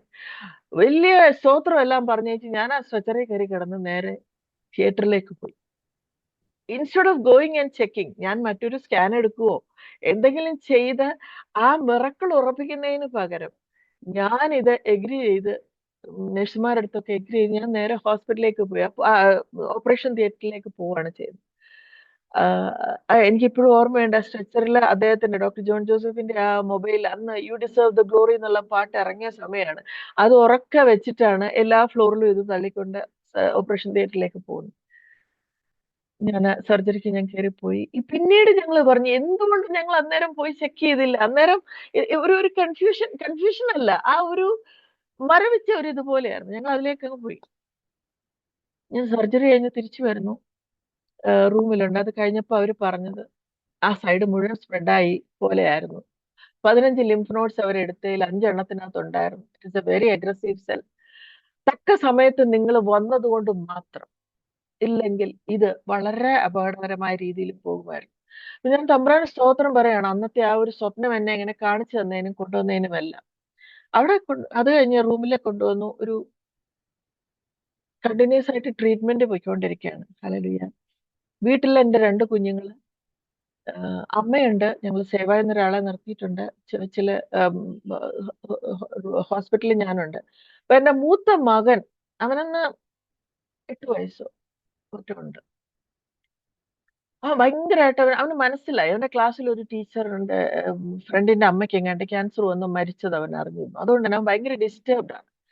പിന്നെ എൻ്റെ ഇളയ കുഞ്ഞിന്, അവൾക്കന്ന് 3 വയസ്സേ ഉള്ളൂ. അപ്പൊ എല്ലാ അറ്റൻഷനും ആ കുഞ്ഞിലേക്കാണ് പോകുന്നത്. ഇവനെ അധികം ശ്രദ്ധിക്കാൻ ആർക്കും പറ്റുന്നില്ല. മൂത്തതല്ലേ, അണ്ടർസ്റ്റാൻഡ് ചെയ്യുള്ളൂ. അപ്പൊ അവനിങ്ങനെ കുറേ കുസൃതി കാണിക്കും, കുറെ കാര്യങ്ങൾ തട്ടിയിടും, പല ബഹളങ്ങൾ കാണിക്കുന്നു. എനിക്കൊരു അറ്റൻഷൻ ഉണ്ടായി, എന്നെ ഒന്ന് നോക്കുന്നുള്ള മട്ടില്. അത് ഞങ്ങൾ പിന്നീട് അത് മനസ്സിലാക്കിയപ്പോ ഗിവിംഗ് ഹിം കെയർ ഓൾസോ. അപ്പൊ ആ ദിവസം ഞാൻ ഹോസ്പിറ്റലിലായിരിക്കുന്ന സമയത്ത്, ഞാൻ പറഞ്ഞു വരുന്നത് എങ്ങനെയാന്ന് പറഞ്ഞാൽ, നമുക്കൊരു വാല്യൂ ഉണ്ട്. ചില സമയത്ത് ഒരു താഴ്വരയിൽ കൂടെ നമുക്ക് നടക്കേണ്ടി വരും. പക്ഷെ ആ നടക്കുന്ന സമയത്ത് കർത്താവ് എങ്ങനെ നമ്മളെ കരുതുന്നു എന്നും നമുക്ക് കൂടെയുള്ളവരെ തമ്പുരാൻ എങ്ങനെ ഒരുക്കുന്നു എന്നുമാണ് ഞാൻ ഈ പറഞ്ഞു വരുന്നത്. സ്തോത്രം. അപ്പൊ അന്ന് എന്റെ ഹസ്ബൻഡ് റൂമിലേക്ക് വന്നിട്ട് പറഞ്ഞു, ശരി, എന്നെ കൊണ്ട് പറ്റുന്നില്ല, എനിക്ക് പറ്റുന്നില്ല, മോൻ അവിടെ ഭയങ്കര കരച്ചിലും ഭയങ്കരമായിട്ട് പ്രശ്നം ഉണ്ടാക്കുന്നു, എന്നെ കൊണ്ട് ഇത് പറ്റുന്നില്ല, പ്രാർത്ഥിക്കണം എന്ന് പറഞ്ഞു. ഞാൻ ചോദിച്ചു എന്ത് പറ്റി? എനിക്കറിയത്തില്ല. സുജായുടെ ഒരു ദുപ്പട്ട എടുത്ത് വെച്ചിട്ട് അതും പിടിച്ചുകൊണ്ടുവന്ന് ഭയങ്കര കരച്ചില്. ഞാൻ ചോദിച്ചു ദുപ്പട്ടയ്ക്കകത്ത് തന്നെ ആയിരിക്കും. അതെനിക്കറിയാൻ വയ്യ, കരയുവാണ്. ഞാൻ അവിടെ പ്രാർത്ഥിച്ച് അവിടെ ഇരുത്തിയിട്ടാ വന്നത്. എനിക്ക് ദേഷ്യം വരുന്നുണ്ട്, സങ്കടം വരുന്നുണ്ട്. ഞാനിങ്ങനെ കൊച്ചു വല്ലാണ്ട് കരയുന്നു കേട്ടപ്പോഴത്തേന് പെട്ടെന്ന് എന്റെ ഉള്ളിലേക്ക് ഒരു ഫിയർ വന്നു. ദൈവമേ, ഞാൻ മരിച്ചു പോയാൽ ഈ കൊച്ചെന്തോ ചെയ്യും? അവന് 8 വയസ്സേ ഉള്ളൂ, ഈ കുഞ്ഞിന് 3 വയസ്സേ ഉള്ളൂ. എന്റെ ഹസ്ബൻഡ് എന്തോ ചെയ്യും? എന്നാൽ ചേച്ചി ഒരു പ്രത്യേക ഒരു അവസ്ഥയിൽ കൂടെ കടന്നു പോവാണ്, ഒരു സ്പ്ലിറ്റ് പോലെ ഒരു ഇതിലേക്ക് കടന്നു പോയിക്കൊണ്ടിരിക്കുകയാണ്. പെട്ടെന്ന് ഇതെല്ലാം കൂടെ എന്നിട്ട് ആ സ്പിരിറ്റ് ഓഫ് ഫിയർ എന്നെ ഒന്ന് ഗ്രിപ്പ് ചെയ്ത പോലെ, ആ ഭയത്തിന്റെ ഒരു ആത്മാവ് എന്നെ ഇങ്ങനെ പിടിച്ച പോലെ. ഞാനിങ്ങനെ അന്യഭാഷയിൽ പ്രാർത്ഥിക്കാൻ ശ്രമിക്കുന്നൊക്കെ ഉണ്ടെങ്കിൽ എനിക്ക് എന്റെ തന്നെ സലൈവ പോലും, എന്റെ തന്നെ ഉമിനീര് എനിക്ക് ഇറക്കാൻ പറ്റാത്ത രീതിയിൽ എന്തോ ഇങ്ങനെ ചോക്ക് ചെയ്ത പോലെ. ആ ഭയം ഇങ്ങനെ വന്നിട്ട് ഞാൻ വേർക്കുന്നുണ്ട്. എനിക്ക് വല്ലാണ്ടിരുന്നു. ഞാൻ all I could do is praying in tongues, എന്റെ ഭാഷയിൽ ഇങ്ങനെ പ്രാർത്ഥിച്ചുകൊണ്ട്, കർത്താവെ, പരിശുദ്ധാത്മാവെ നീ ഏറ്റെടുക്കണമേ, പരിശുദ്ധാത്മാവെ നീ ഏറ്റെടുക്കണമേ എന്ന് പറഞ്ഞിങ്ങനെ പ്രാർത്ഥിച്ചുകൊണ്ടിരിക്കുകയാണ്. ഒരു താഴ്വരയുണ്ട്, എനിക്കത് നടന്നു പോകണം. അന്നത്തെ എൻ്റെ ആ സ്മൈലിംഗ് ഫേസ് ഓർക്കുമ്പോൾ എനിക്കറിയാം ഞാൻ ഇതിൽ നിന്ന് കടന്ന് തിരിച്ചു വരുമെന്ന്. പക്ഷെ അതുവരെയുള്ള കാര്യങ്ങൾ നീ നോക്കിയില്ലെങ്കിൽ ഇത് ബുദ്ധിമുട്ടാവും എന്നുള്ള വട്ടിൽ ഞാൻ അങ്ങോട്ടൊരു ക്ലാസ് കൊടുക്കുന്ന പോലെ പറഞ്ഞുകൊണ്ടിരിക്കുക. അപ്പം എന്റെ മൈൻഡിൽ ഒരു കുഞ്ഞ് ഫോൺ കൊടുത്തിട്ടുണ്ട്. കാരണം നിൽക്കുന്ന നിപ്പി എതിലെയാ പോകുന്നതെന്ന് പറയാനൊക്കത്തില്ല, ട്രാക്ക് ചെയ്യാനായിട്ട്. അപ്പൊ അവൻ എന്നെ ഞങ്ങൾ ഇങ്ങോട്ട് വിളിച്ചു. അപ്പൊ ഞാൻ ആ ഫോൺ എടുക്കുമ്പോ മമ്മ മമ്മ യു ഹീൽഡ് മമ്മ യു ഹീൽഡ് മമ്മ എന്നാ പറഞ്ഞു. നീ സൗഖ്യമായി അമ്മ, നീ സൗഖ്യമായി. 8 വയസ്സുള്ള കുഞ്ഞായി പറയുന്നത്. ഞാൻ ചോദിച്ചു എന്നാ മോനെ, എന്നാ പറ്റിയേ? അതമ്മ, I was missing you so much. അപ്പൊ എനിക്ക് അമ്മ അങ്ങ് കാണണമെന്ന് തോന്നി, എനിക്ക് ഭയങ്കരമായിട്ട് മിസ് ചെയ്തു. അപ്പൊ ഞാൻ പോയിട്ട് അമ്മയുടെ ദുപ്പട്ട എടുത്തു വെച്ച് അതും പിടിച്ചുകൊണ്ട് ഇങ്ങനെ ഇരുന്ന് കരയുമായിരുന്നു. അപ്പൊ ഞാൻ ചോദിച്ചു മോനെ എന്നാ ദുപ്പട്ട എന്തിനാ എടുത്തേ? അല്ല, ആ ദുപ്പട്ടക്കകത്ത് അമ്മയുടെ മണം ഉണ്ടായിരുന്നു എന്ന് പറഞ്ഞിട്ട്, എന്റെ വേർപ്പിന്റെ പെർഫ്യൂമിന്റെ എന്തോ മണമുണ്ട്. അപ്പൊ അവൻ അതിങ്ങനെ പിടിച്ചിരുന്നപ്പോ എന്റെ ഒരു ഓർമ്മ വന്ന പോലെ. അപ്പൊ ഞാൻ അത് പിടിച്ചിരുന്ന് കരഞ്ഞുകൊണ്ടിരുന്നപ്പോ എന്റെ അടുത്തേക്ക് ഒരു അങ്കിള് വന്നമ്മ. ഇങ്ങനെ വെളുത്ത വെളുത്ത ഉടുപ്പിട്ട്, ട്യൂബ്ലൈറ്റ് പോലെ വെളുത്ത ഉടുപ്പിട്ട് ഒരു അങ്കിള് വന്നമ്മ. അപ്പൊ ഞാൻ ചോദിച്ചു, എന്നോട് ചോദിച്ചു മോനെ എന്തിനാ കരയുന്നത്? ഞാൻ പറഞ്ഞു എന്റെ അമ്മയ്ക്ക് ക്യാൻസറാ, അമ്മയ്ക്ക് വയ്യ, ഹോസ്പിറ്റലിലാ. അപ്പൊ ഞാൻ ആ അങ്കിളിനോട് ചോദിച്ചു അങ്കിൾ ആരാ? അപ്പൊ എന്നോട് പറഞ്ഞു അത് ഞാൻ ജീസസ് ആണ്. അപ്പൊ ഞാൻ ആ അങ്കിളിനോട് ചോദിച്ചു അങ്കിള് ജീസസ് ആണെങ്കിൽ അങ്കിളിന് എന്റെ അമ്മയെ ഹീൽ ചെയ്യാമോ? അപ്പൊ ആ അങ്കിള് പറഞ്ഞു, അങ്കിള് കരഞ്ഞമ്മ, കരഞ്ഞിട്ട് പറഞ്ഞു മോന്റെ അമ്മ ഹീലായി.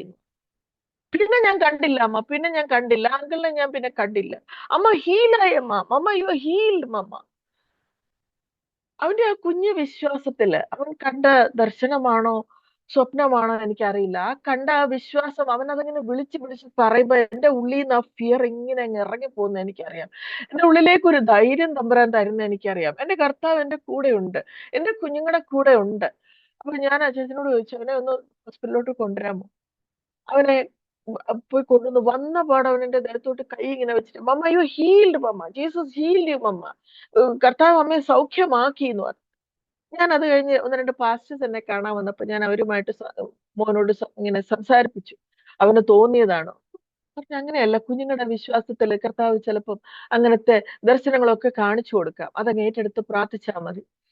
ഞങ്ങൾ കുടുംബമായിട്ട് റിജോയ്സ് ചെയ്ത് പ്രാർത്ഥിച്ചങ്ങനെ വീണ്ടും ട്രീറ്റ്മെന്റ് കടന്നു പോകുന്നു. അതിനുശേഷം എന്റെ മകനെ ഞാൻ അങ്ങനെ ഭയന്നോ ടെൻഷൻ അടിച്ചോ ഒന്നും കണ്ടിട്ടേ ഇല്ല. എനിക്ക് ബൈസ്റ്റാൻഡർ ആയിട്ട് അവൻ ഹോസ്പിറ്റലിൽ എന്റെ കൂടെ നിൽക്കുമായിരുന്നു. അങ്ങനെ വീണ്ടും ഡേയ്സ് പോകുന്നു.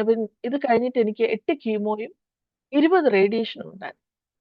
കീമോതെറാപ്പി തുടങ്ങി, എന്റെ മുടിയെല്ലാം പോയി, നഖങ്ങളെല്ലാം കറുത്ത് പൊഴിയാൻ തുടങ്ങി, പിരിയമെല്ലാം പോയി.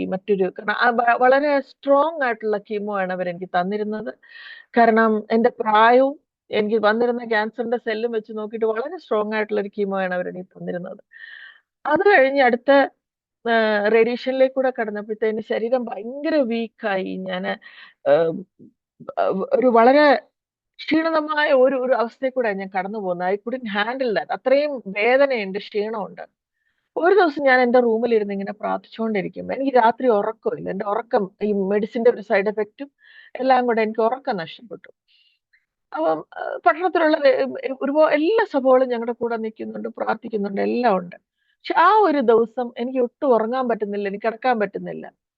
ഞാനിങ്ങനെ കട്ടിലയിൽ ഇരുന്നിട്ട് ഇങ്ങനെ നമുക്ക് ആകെ ചെയ്യാൻ പറ്റുന്ന പ്രാർത്ഥിക്കുകയാണല്ലോ, അന്യ ഭാഷയിൽ ഇങ്ങനെ പ്രാർത്ഥിച്ചുകൊണ്ടിരിക്കുന്നു. എന്റെ 2 കുഞ്ഞുങ്ങൾ അവിടെ കിടപ്പുണ്ട്, അച്ഛൻ അപ്പുറത്ത് കിടപ്പുണ്ട്. കുറച്ച് കഴിഞ്ഞപ്പോഴത്തേന് എനിക്കൊരു ഭയങ്കര ഒരു ഹെവിനെസ് തോന്നാൻ തുടങ്ങി. എനിക്ക് ശ്വാസം എടുക്കാൻ പറ്റുന്നില്ല. ഇങ്ങനെ ഭയങ്കര ഒരു ബുദ്ധിമുട്ട് പോലെ. അപ്പൊ ഞാനിങ്ങനെ വീണ്ടും ഉറക്കെ ഉറക്കെ സ്തോത്രം ചെയ്യുന്നു, പ്രാർത്ഥിക്കാൻ ശ്രമിക്കുന്നു. എനിക്ക് ആ ശ്വാസം മുട്ടൽ എനിക്ക് അറിയുന്നുണ്ട്. എനിക്ക് തോന്നി എന്റെ മുറിയിൽ മറ്റാരോയും കൂടെ ഉണ്ട്. അതൊരു നല്ലൊരു പ്രസൻസ് ആയിട്ട് എനിക്ക് തോന്നിയില്ല. ഒരു ഒരു ഈ ഒരു അൺവാണ്ടഡ് ഒരു പ്രസൻസ് പോലെ. അപ്പൊ ഞാൻ അന്യഭാഷയിൽ പ്രാർത്ഥിക്കാൻ നോക്കുമ്പോൾ ഒന്നും വരുന്നില്ല. പെട്ടെന്ന് എന്റെ ഉള്ളിലേക്ക് വന്നത്, അതിനൊരു കുറച്ച് നാള് മുമ്പ് ബ്രദർ രാംബാബുവിന്റെ ഒരു മീറ്റിംഗ് ഇവിടെ കൊച്ചിയിൽ നടന്നിരുന്നു. അന്ന് അദ്ദേഹം പറഞ്ഞ ഒരു വാക്കുണ്ട്, നിങ്ങൾക്കൊരു പ്രയാസത്തിൽ കൂടെ കടന്നു പോകുമ്പോൾ വലിയ ഫ്ലവറി വേർഡ്സ് ഒന്നും കൊണ്ടുവരണ്ട. ഏറ്റവും നമുക്ക് പറയാവുന്ന ഏറ്റവും ശക്തമായ ആ നാമം, യേശു എന്ന നാമം, അത് മാത്രം പറഞ്ഞുകൊണ്ടിരുന്നാൽ മതി. നിങ്ങൾക്ക് പ്രാർത്ഥിക്കാൻ പറ്റുന്നില്ലേ, നിങ്ങൾക്ക് വേർഡ്സ് ഇല്ലേ, നിങ്ങൾ ഒത്തിരി പ്രയാസം, ചിലപ്പോൾ കണ്ണുനീരിലായിരിക്കും, നിങ്ങൾക്ക് വാക്കുകൾ വരുന്നില്ലായിരിക്കും, നിങ്ങൾ കൂടുതലൊന്നും പറഞ്ഞൊന്നും പ്രസംഗിക്കാനൊന്നും നിൽക്കണ്ട. എന്റെ യേശുവേ, എന്റെ യേശുവേ, ആ യേശു എന്ന വാക്ക് മാത്രം, ആ നാമം മാത്രം ഉയർത്തിയാൽ മതി. എല്ലാ നാമത്തിനും മേലായ നാമം, ആ നാമത്തിന്റെ മേലെ ഒന്നുമില്ല, ആ നാമത്തിലെല്ലാം മുട്ടും മടങ്ങും. അദ്ദേഹം പറഞ്ഞ ആ വാക്കുകൾ പെട്ടെന്ന് എന്റെ ഉള്ളിലേക്ക് വന്നു. അപ്പൊ എനിക്ക് പ്രാർത്ഥിക്കാനായിട്ട് എനിക്ക് ശ്വാസം മുട്ടുന്നോ എനിക്ക് പറ്റുന്നില്ല. ഞാൻ അപ്പൊ അവിടെ വന്നിട്ട് യേശുവേ, യേശുവേ, ജീസസ്, ജീസസ് ഇങ്ങനെ ഞാൻ പറയാൻ ശ്രമിക്കുന്നുണ്ട്. ഇത് പറയും തോറും ആ മുറിക്കകത്തുള്ള ഒരു ഒരു എനിക്ക് അന്നേരം തോന്നിയ ആ ഒരു ഡിമോണിക് പ്രസൻസ് പോലെ അതിങ്ങനെ കൂടി കൂടി വരുന്ന പോലെ ഞാൻ യേശുവേ യേശുവേ എന്ന് വിളിക്കുന്നതിനനുസരിച്ച് എനിക്ക് കൂടുതലായിട്ട് ഒരു വേണ്ടാത്ത ഒരു പ്രസൻസ് മുറിയിലുള്ളത് പോലെ എനിക്ക് തോന്നുക.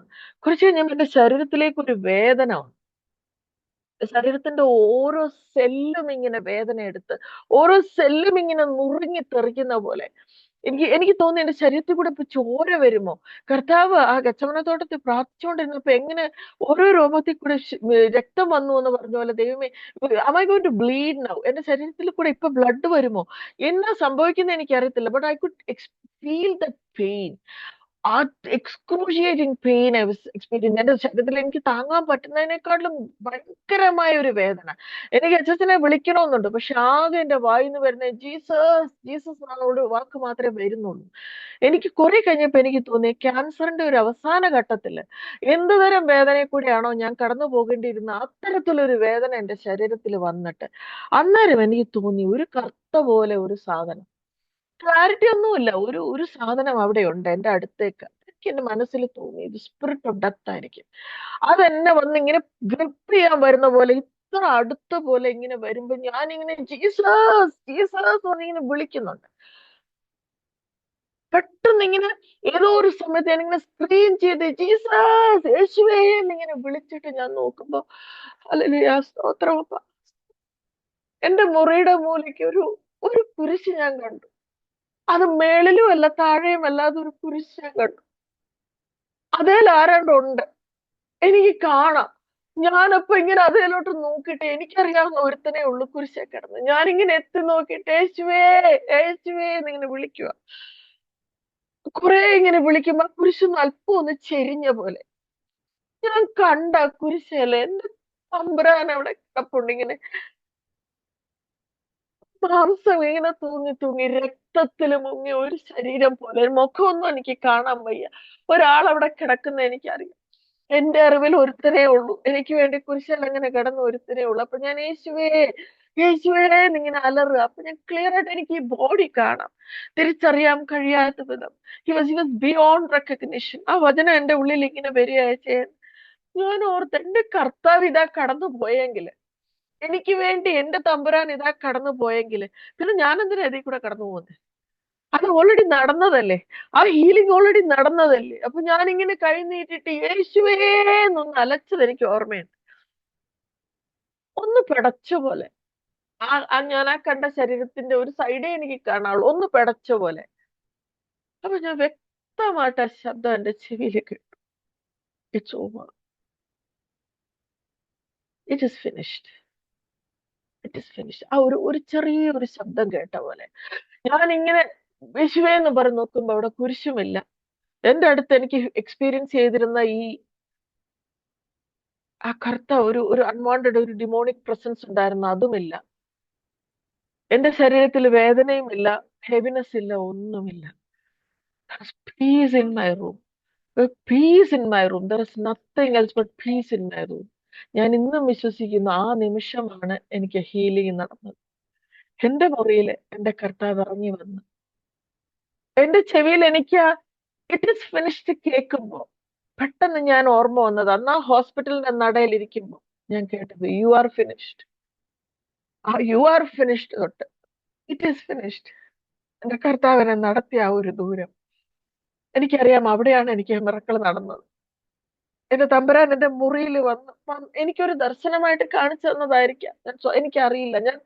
ഞാൻ ഉണർന്നു നോക്കും, ഞാൻ ഇരിക്കുകയാണ്, ഞാൻ സോക്ഡ് ഇൻ സ്വെറ്റ്, ഞാൻ വിയർപ്പിൽ ഇങ്ങനെ കുളിച്ച്, എനിക്ക് ശബ്ദമില്ല, അലച്ചലച്ചലച്ച് യേശുവേ യേശു അലറിയതിന്റെ ആയിരിക്കും, എനിക്ക് ശബ്ദമില്ല. പക്ഷെ എന്റെ ഭർത്താവിന് രണ്ട് കുഞ്ഞുങ്ങൾ അപ്പോഴും ഉറങ്ങുകയാണ്.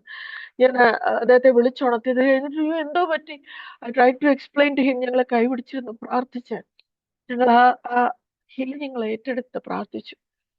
അത് കഴിഞ്ഞ് ഡോക്ടറെ അടുത്ത് പോയപ്പം അത് ആ ഫൈനൽ റേഡിയേഷന്റെ സമയങ്ങളായിരുന്നു. ഡോക്ടർ പറഞ്ഞു അതൊക്കെ ശരി തന്നെ, പക്ഷെ യു കംപ്ലീറ്റ് യുവർ ട്രീറ്റ്മെന്റ്. ഞാൻ ആ റേഡിയേഷൻ അങ്ങനെ കംപ്ലീറ്റ് ചെയ്തു. അന്ന് എനിക്ക് ശബ്ദമില്ല, സത്യം പറഞ്ഞാൽ അന്ന് because they were giving me opposite hormone. എനിക്ക് ഇഞ്ചക്ഷൻ ചെയ്യുന്നതുകൊണ്ട് അവർ എന്നോട് പറഞ്ഞു എന്റെ ശബ്ദം ചിലപ്പോൾ പോവും, ദേഹത്തെല്ലാം ചിലപ്പോൾ മുടികൾ ഇങ്ങനെ ആണുങ്ങളുടെ പോലെ ചിലപ്പോൾ ബിയർഡെല്ലാം കിഴിച്ചു വരും, ഈ വലത്തെ കൈ ചിലപ്പോൾ നിനക്ക് കൈ പൊക്കാൻ പറ്റത്തില്ലായിരിക്കും, കാരണം ലിംഫ് നോഡ്സ് എല്ലാം എടുത്തതുകൊണ്ട്. ഞാൻ കർത്താവിനോട് പറഞ്ഞോളൂ, Lord I M A worshipper. ഞാനൊരു സിംഗറാണ്, ഞാൻ ആരാധിക്കുന്ന വ്യക്തിയാണ്, എനിക്ക് ആരാധിക്കണം. നീ എനിക്ക് ഹീലിംഗ് തന്നാൽ എനിക്ക് രണ്ട് കരങ്ങളും ഉയർത്തി എനിക്ക് ആരാധിക്കണം. ഞാനിങ്ങനെ ചാടി പ്രാർത്ഥിച്ച് ആരാധിക്കുന്ന, എനിക്കത് ഭയങ്കര ഒരു സന്തോഷമാണ് ഞാൻ ആരാധിക്കുമ്പോൾ. അതെനിക്ക് നീ തിരിച്ചു തരണം. ഞാൻ പാടുകയാണെങ്കിൽ എനിക്ക് ശബ്ദം നീ തിരികെ തരണം. അതല്ല, നിന്റെ സന്നിധിയിലേക്ക് വരാനാണെങ്കിൽ ഞാൻ റെഡിയാണ്. ഹീലിംഗ് തന്നാൽ എനിക്ക് കംപ്ലീറ്റ് ആയിട്ട് ഹീലിംഗ് തരണം. അങ്ങനെ അതെല്ലാം അന്ന് ആ ദിവസം സംഭവിച്ചു. പതുക്കെ പതുക്കെ എനിക്ക് എന്റെ കൈകൾ പൊക്കാൻ പറ്റി. ഇന്ന് ഞാൻ സഭയിൽ ആരാധിക്കുന്നുണ്ട്. അതേ കൈകൾ എനിക്ക് കൈ പൊക്കി ഒരു ഗ്ലാസ് പോലും പിടിക്കാൻ പറ്റാതിരുന്ന അതേ കൈ കൊണ്ട് ടൈപ്പ് ചെയ്തിട്ട് ഈ വർഷം എനിക്കൊരു ഡോക്ടറേറ്റ് എടുക്കാൻ ദൈവം ആരാധനയിൽ തന്നെ ന്യൂ പെന്റക്കോസ്റ്റൽ ചർച്ച് വർഷിപ്പില് ഡോക്ടറേറ്റ് എടുക്കാനായിട്ടുള്ള ഒരു കൃപ ദൈവം തന്നു. ഫിലിപ്പീൻസിൽ തമ്പുരാന്റെ ഹീലിംഗ് ഞാൻ ഡയറക്റ്റ് ആയിട്ട് അന്ന് അനുഭവിച്ചറിഞ്ഞു. അന്ന് തൊട്ട് ഇന്ന് വരെ അവന്റെ കരം പിടിച്ച് നടക്കുന്നു. ഞാനപ്പോ എല്ലാരോടും പറയുന്ന ഒരു കാര്യമുണ്ട്. ഒരു താഴ്വര നമുക്ക് എല്ലാവർക്കും ചിലപ്പോൾ നടക്കാൻ ദൈവം വെച്ചേക്കും. പക്ഷെ നമുക്ക് നടക്കാൻ പറ്റാത്തടത്ത് അവൻ നമ്മളെ താങ്ങി അക്കരെ കൊണ്ട് നിർത്തും. ആ ഒരു എല്ലായിടത്തും കാണുന്ന ഒരു പോസ്റ്റ് ഇല്ലേ, ഒരു വ്യക്തി ഒരു പ്രയാസപ്പെട്ട ഒരു അവസ്ഥയെ കൂടെ കടന്നു പോകുമ്പോൾ അയാൾ ഒരു സ്വപ്നം കാണുന്നു. ഒരു കടൽ തീരത്തൂടെ നടക്കുകയാണ്, നടക്കാൻ തീരെ പറ്റുന്നില്ല, ബുദ്ധിമുട്ടാണ്.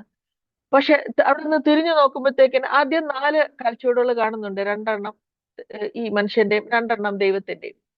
പക്ഷെ കുറെ കഴിഞ്ഞ് തിരിഞ്ഞു നോക്കുമ്പോൾ 2 കാൽപാതേ കാണുന്നുള്ളൂ, 2 കാൽപ്പാടുകൾ.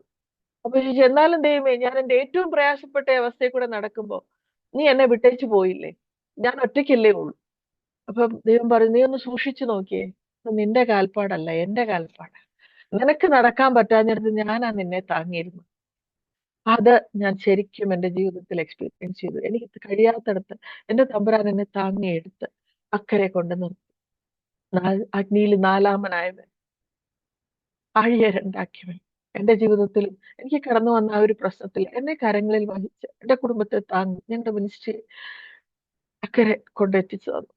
ഹല്ലേലൂയ. എനിക്ക് നിങ്ങളോട് പറയാനുള്ള, our God is able, our God is able. നമുക്ക് എന്താ നമ്മുടെ മുന്നിൽ വെച്ചിരി, ചിലർക്ക് ഫിസിക്കലായിട്ടൊരു പ്രോബ്ലം ആയിരിക്കാം, ചിലർക്ക് അത് മെന്റൽ ആയിരിക്കാം, ചിലർക്ക് ഫിനാൻഷ്യൽ ആയിരിക്കാം.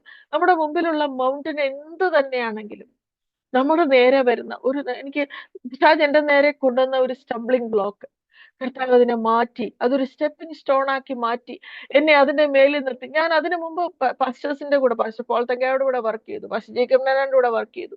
പക്ഷെ ഞാൻ ഇന്നും വിശ്വസിക്കുന്നു, എന്റെ മിനിസ്ട്രി തുടങ്ങിയത് എന്റെ ഈ രോഗത്തിന് ശേഷമാണ്. എനിക്ക് സാക്ഷി പറയാൻ പറ്റി. ഇന്ന് ഞാൻ ക്യാൻസർ എന്ന് എവിടെ കേട്ടാലും ഞാൻ അവിടെ ഓടിപ്പോവും, അവരുടെ കൂടെ ഇരിക്കും. അവരെന്റെ മുടി വലിച്ചു നോക്കും, എന്റെ നഖങ്ങൾ തൊട്ട് നോക്കും, എന്റെ ശരീരം നോക്കും, ഞാൻ കടന്നുപോയത് എങ്ങനെയാണെന്ന് അവരെന്നോട് ചോദിച്ച് മനസ്സിലാക്കും. ഹല്ലേലൂയ, സ്തോത്രം. അങ്ങനെ ഞാൻ എന്റെ മിനിസ്ട്രി തുടങ്ങിയത് അവിടെ നിന്നാണ്. ഒരു ഒരു ചില സമയത്ത് ദൈവം അതിലൂടെ ഒന്ന് കടന്നു പോകാൻ നമ്മളെ അനുവദിക്കും. കാരണം എന്നാലേ നമുക്ക് മനസ്സിലാവുള്ളൂ. ഞാൻ അതിനു മുമ്പ് ഒത്തിരി കേട്ടിട്ടുണ്ട്. ഞാൻ പറഞ്ഞ പോലെ എന്റെ ഫാമിലിയിൽ പലർക്കും ക്യാൻസറും ഉണ്ടായിരുന്നു. അമേരിക്കയിൽ അവിടെ ഇവിടെയൊക്കെ ഞങ്ങൾക്ക് ഇന്ന് കീമോയാ, ഞങ്ങൾക്ക് ഇന്ന് അതാ. എനിക്ക് ഒരിക്കലും അത് മനസ്സിലായില്ല. പക്ഷെ ദൈവം എന്നെ അതിൽ കൂടെ കടത്തി വിട്ടപ്പോഴാണ് എനിക്ക് മനസ്സിലായത്. ചിലർക്ക് ഇതൊന്നും വേണ്ട, ഒരു വാക്ക് പറഞ്ഞ് ദൈവം അത് സൗഖ്യമാക്കും. ചിലർക്ക് ഇതൊന്നുമല്ല, ദൈവം തിരികെ വിളിച്ചവരുണ്ട്. ഞാനത് എല്ലാവരോടും എപ്പോഴും പറയാം. അത് അവർക്ക് എന്തെങ്കിലും പ്രശ്നം ഉണ്ടായിട്ടോ അവരുടെ പാപത്തിന് ദൈവം ശിക്ഷ കൊടുത്തതോ ഒന്നുമല്ല. അവരുടെ വേല തികച്ച് മകളെ നീ തിരിച്ചു വാന്ന് പറഞ്ഞപ്പം വീട്ടിലേക്ക് വിളിക്കുന്ന. പക്ഷെ ഇവിടെ കുറച്ചുകൂടെ വേല ബാക്കിയുള്ളവരെ ദൈവം വീണ്ടും ആ കൃപ തന്ന് നിർത്തിയിട്ടുണ്ട്. അതുകൊണ്ട് what ever is you going through, അല്ലെങ്കിൽ നമ്മുടെ മുമ്പിലുള്ള ആ മൗണ്ടൻ എന്ത് തന്നെയാണെങ്കിലും അത് കയറാനുള്ള ഒരു ബലം തമ്പുരാൻ നമുക്ക് തരും. He is able, he still, our redeemer lives, our redeemer lives. ഇന്നും ജീവിക്കുന്ന നമ്മുടെ കർത്താവ് നമ്മുടെ കരം പിടിച്ച് മുമ്പോട്ട് കൊണ്ടുപോകുന്നുണ്ട്. ഇതെന്റെ ജീവിതത്തിന്റെ ഒരു ഏട് മാത്രമാണ്. എല്ലാ ദിവസവും ഒരു മിറക്കിളായിട്ട് തമ്പുരാൻ കൊണ്ടുപോകുന്നുണ്ട്. സമയം എനിക്ക് തന്നതിനായിട്ട് സ്തോത്രം. ബലപ്പെടുക, ശക്തിപ്പെടുക. എനിക്ക് നിങ്ങൾക്ക് പരിചയത്തിലുള്ള ആരെങ്കിലും ഇത്തരത്തിലുള്ള എന്തെങ്കിലും രോഗത്തിൽ കൂടെ കടന്നു പോകുന്നുണ്ടെങ്കിൽ അവരുടെ കരം പിടിച്ചവരോട് പറയണം, ഗോഡ് ഇസ് ഏബിൾ. അവർ നമ്മെ കടത്തി വിടും. വേറെ ഒന്നും വേണ്ട, യേശു എന്ന് പറയുന്ന ആ വാക്ക് മതി, ആ ഒരൊറ്റ വാക്ക് മതി, ആ ഒരൊറ്റ നാമം മതി. എല്ലാത്തിനും മേലായ നാമം നമ്മുടെ യേശു ക്രിസ്തു. അവൻ നമ്മെ കൈവിടുകയല്ലോ ഉപേക്ഷിക്കുകയും ഇല്ല. അവന്റെ അടിപ്പിണരുകളാൽ നമുക്ക് സൗഖ്യം. By his stripes we have been healed. നമ്മൾ അതൊന്ന് ഏറ്റെടുത്താൽ മതി. നമ്മുടെ ഹീലിംഗ് ഇപ്പോഴല്ല നടക്കുന്നത്. 2000 വർഷം മുമ്പേ അത് നിവൃത്തിയായെന്ന് പറഞ്ഞു വെച്ചേച്ചു പോയവൻ. നമ്മളതൊന്ന് ഏറ്റെടുത്താൽ മതി. മക്കൾക്ക് വേണ്ടി, ഓ, എല്ലാം ചെയ്തു വെച്ചിട്ട് അവൻ പോയത്. സ്വന്തം പുത്രനെ തന്ന നമ്മുടെ പിതാവ് നമുക്ക് വേണ്ടി മറ്റെല്ലാം നൽകാതിരിക്കും. ഹല്ലേലൂയ, സ്തോത്രം, സ്തോത്രം, സ്തോത്രം. എന്റെ സാക്ഷ്യം ഇതാണ്. എനിക്ക് ഈ അവസരം തന്ന മിറാക്കിൾസ് ഹാൻഡ് ഓഫ് ജീസസ്, അതിലെ അങ്കിളിനോടും ഇവിടെയുള്ള എല്ലാവരോടുമുള്ള നന്ദി ഞാൻ അറിയിക്കുന്നു. Thank you so much.